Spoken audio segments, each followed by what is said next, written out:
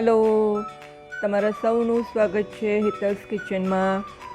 આજે હું એક સરસ શાક લઈને આવી છું જે ખાવામાં સુપર ટેસ્ટી છે અને બનવામાં એકદમ ઇઝી છે. તો ડુંગળી કેપ્સિકમનું લોટવાળું શાક બનાવીશું આજે. તો સૌથી પહેલાં એના માટે એક આ કઢાઈમાં બેસન લઈ લીધું છે ને એને શેકવાનું છે. કોરું થોડું શેકી લેવાનું છે, ભેજ ઉડી જાય ત્યાં સુધી. હવે એ જ કઢાઈમાં તેલ ઉમેરી દીધું છે, 3 થી 4 ચમચી. લોટવાળા શાકમાં થોડું તેલ આગળ પડતું જતું હોય છે. હવે નાખ્યું છે જીરુંનો વઘાર થાય, જીરું તતડે એટલે હિંગ, હળદર, આ લાંબી સમારેલી ડુંગળી. હવે સાતરી લેવાની છે આ ડુંગળીને સરસ. હવે એડ કરવાના છે એની અંદર કેપ્સિકમ, એ પણ લાંબા લાંબા સમારેલા છે. એને પણ હલાવીને મીઠું નાખીને થોડું સરસ મિક્સ કરવાનું છે. 2-5 મિનિટ એને ચડવા દેવાનું છે ઢાંકીને. હવે આજે આપણે લોટ લીધો તો એમાં આપણે 1 ચમચી તેલ ઉમેરી લીધું છે. હળદર, મરચું, ધાણા જીરું, સફેદ તલ,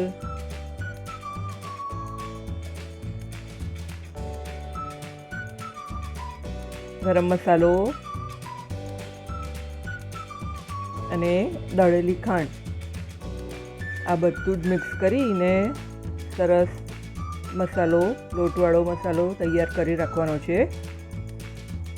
મીઠું નાખવાનું ભૂલી ગઈ હતી, આ મીઠું એડ કરવાનું છે. ડુંગળી કેપ્સિકમના ભાગનું મીઠું આપણે અહીંયા શાકમાં ઉમેરી દીધું છે, એટલે લોટના ભાગનું જ મીઠું લોટમાં એડ કરવાનું છે.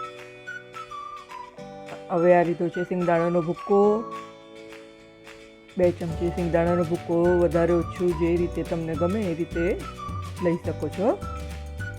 સિંગદાણાનો ક્રંચ, તલનો ક્રંચ એટલું સરસ આવશે શાકમાં કે ખાયા જ કરશું. હવે આપણો ડુંગળી કેપ્સિકમ ચડી ગયા છે, તો આ લોટ આપણો શેકેલો હતો, મસાલો તૈયાર કરીને રાખ્યો હતો, એને આ રીતે પાથરી દેવાનો છે શાકમાં. અને 1-2 ચમચી પાણી જ ઉપરથી આ રીતે છાંટી દેવાનું છે અને ઢાંકી દેવાનું છે શાક માટે ઢાંકણ. 5 મિનિટ પછી જોઈશું. આ રીતે જો તેલ થોડું છૂટું પડવા લાગ્યું છે, હવે હલાવી લેવાનું છે સરસ. આપણે લોટ તો શેકેલો જ છે એટલે એને ચડતા કંઈ બહુ વાર નહીં લાગે. ફટાફટ સરસ એક સરખું મિક્સ કરી લેવાનું છે. ચારે બાજુથી સરખું મિક્સ કરીને 3 થી 4 મિનિટ રહેવા દેવાનું છે. ત્યાર પછી ખોલીને લીલા ધાણા, લસણ હોય તો લીલું લસણ પણ નાખી શકો. બહુ જ સરસ બને છે આ શાક. રોટલી ભાખરી સાથે, રોટલા સાથે પણ સરસ શાક તમે માણી શકો છો. તો તૈયાર છે આપણું ડુંગળી કેપ્સિકમનું લોટવાળું શાક. જેને બનાવવામાં એકદમ સરળ. તો ચોક્કસથી બનાવજો.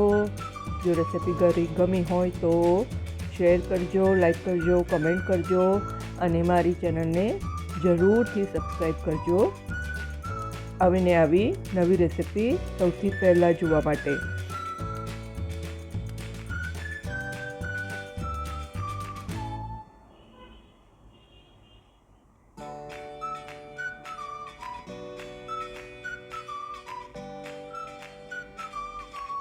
આવજો, ફરી મળીએ નેક્સ્ટ રેસિપીમાં. Thank you.